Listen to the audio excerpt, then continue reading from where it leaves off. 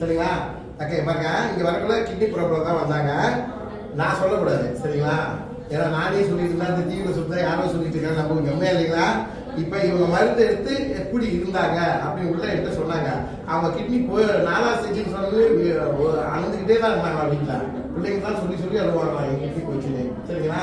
ஆனால் இங்கே வரக்குள்ள கூட அரை நம்பிக்கை தான் வந்தாங்க. அரை இல்லை நம்பிக்கை இல்லாமல் வந்தீங்கன்னு வச்சுக்கோங்க. நம்பிக்கை இல்லாம தான் இங்க வந்திருக்காங்க.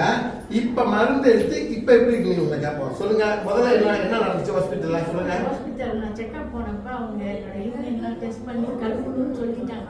4வது ஸ்டேஜுக்கு வந்துட்டீங்க, 5வது ஸ்டேஜுக்கு போனால் நீங்கள் கழுவணும் கண்டிப்பா அப்படின்னு சொல்லிட்டாங்க. அப்போ நான் பிள்ளைங்கள்கிட்ட வந்து சொன்னேன், இந்த மாதிரி கழுவணும்னு சொல்லிட்டாங்க அப்படின்னா சரி தெரியல. அப்போ நான் டிக்டாக்ல தான் இதை பார்த்தேன். பார்த்துட்டு தான் நான் இங்கே வந்தேன். இப்போ இங்கே வந்து ட்ரீட்மெண்ட் நம்பிக்கையோட வந்தீங்க? ஒரு நம்பிக்கை இல்லாமலாம் வந்தேன். ஆனால் வந்து